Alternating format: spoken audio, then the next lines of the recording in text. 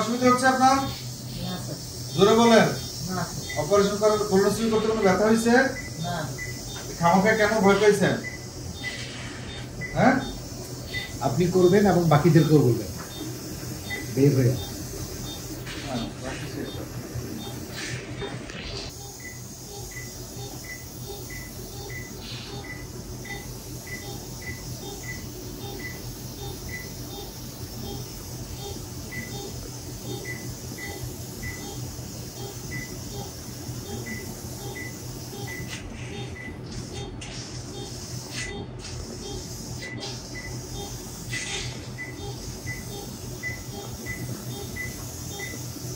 এই এখানে একটু ফিশার আছে, ফিশারের মতো আছে। এই যে কোলোনোস্কোপি করলাম, কোলোনোস্কোপি করতে কোনো ব্যথা পাইছেন? এই যে এইমাত্র কোলোনোস্কোপি শেষ করলাম পেশেন্টের। না স্যার। কোনো ব্যথা পাইছেন? এই যে আপনার মতো কেউ যেন কেউ ভয় না পায় সেজন্য বলেন যে কোলোনোস্কোপি করতে কোনো ব্যথা হয় না। এটা নিয়ে আপনি আপনার অভিজ্ঞতাটাই বলেন। না, আমার কোনো ব্যথা লাগছে না, একটু জোর করে।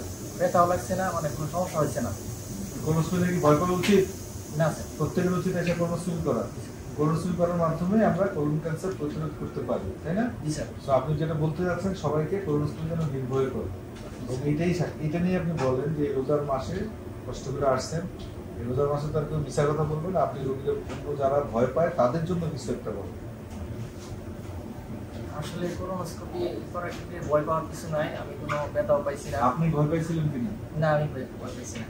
আপনি ভয় পান না? কোলোনোস্কোপি বর্ণে এত ভয় ছিল, কোলোনোস্কোপি করার পরে না ভয় চলে গেছে? প্রথমে একটু ভয় লাগছে, আচ্ছা, কিন্তু এখন স্বাভাবিক, মানে মানে কোনো এই লাগছে না, ভয়ই লাগছে না। এরপরে যে আমার যে ব্যথা নিয়ে একটা মানে টেনশন ছিল, আসলে কোনো ব্যথাই লাগছে না।